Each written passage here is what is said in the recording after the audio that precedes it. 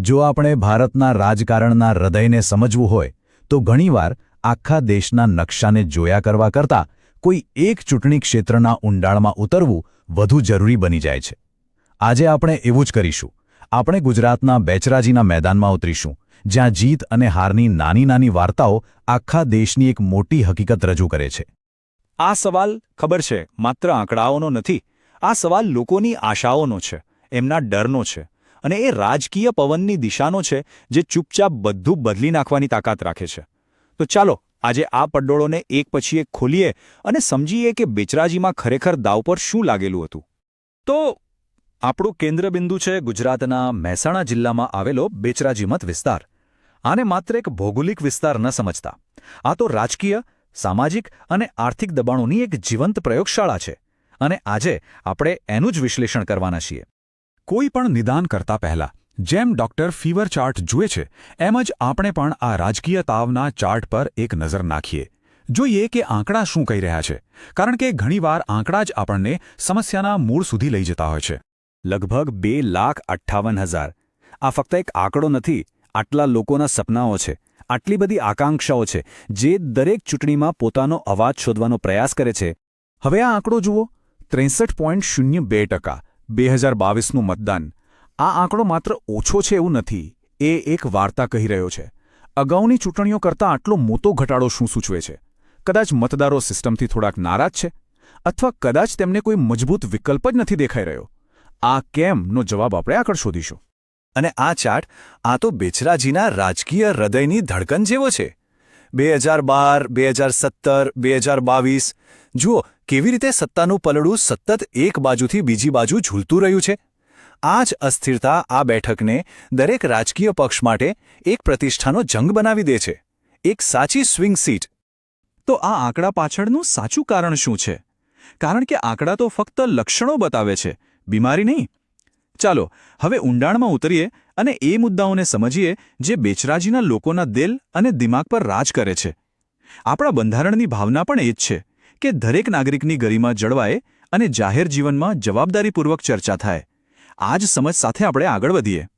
પાટીદાર, ઠાકોર, દલિત, આ માત્ર જ્ઞાતિના નામ નથી, આ શક્તિશાળી સામાજિક સમૂહો છે. દરેકની પોતાની આકાંક્ષાઓ છે, પોતાની ફરિયાદો છે, અને એમની વચ્ચેની સ્પર્ધા અને સહયોગ જ બેચરાજીનું અંતિમ રાજકીય સમીકરણ નક્કી કરે છે. આ શબ્દો આ કોઈ એક વ્યક્તિના નથી, આ તો બેચરાજીના હજારો ઘરોનો પડઘો છે. ડિગ્રીઓ છે, પણ રોજગાર ક્યાં છે? જમીન છે, પણ સિંચાઈ માટે પાણી ક્યાં છે? આ જ એ અસંતોષ છે જે આખરે મતપેટીમાં દેખાય છે. અને જુઓ, આ બધા મુદ્દાઓ એકબીજા સાથે કેવી રીતે જોડાયેલા છે. પાણીની તંગી ખેડૂતને અસર કરે છે. એ ખેડૂત પોતાના બાળકને ભણાવીને શહેરમાં મોકલે તો ત્યાં તેને બેરોજગારીનો સામનો કરવો પડે છે.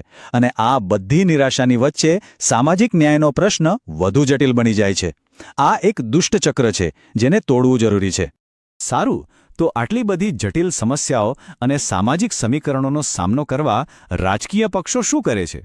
એ લોકો મતદારોનો વિશ્વાસ જીતવા માટે કેવી રણનીતિ અપનાવે છે?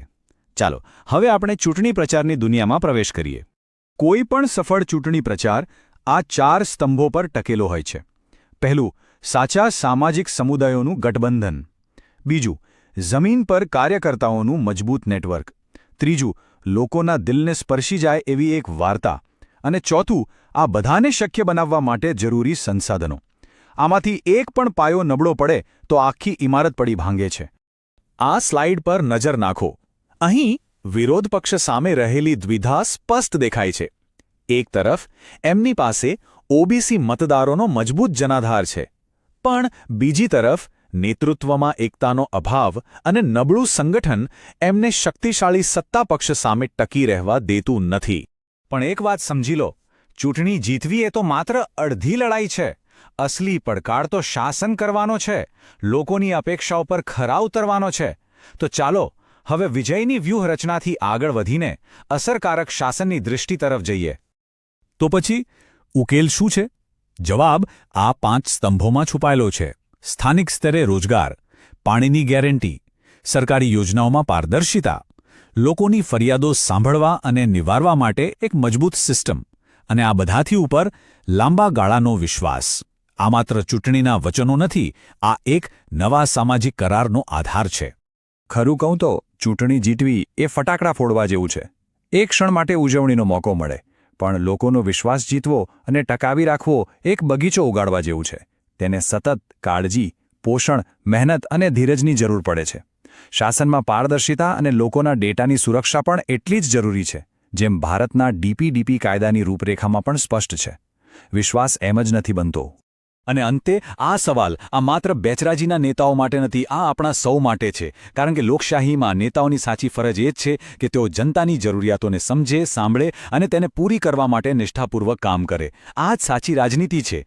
જો તમે લોકોની સેવા કરવા માંગતા એક નેતા છો અને તમારા મત વિસ્તારનો વિકાસ કરવા માંગો છો, તો blueprintstrategies.ai પર mgr@blueprintstrategies.ai પર સંપર્ક કરો અથવા 08042041602 પર ફોન કરો. રાજનીતિથી પરે એક ઉદ્દેશ્ય.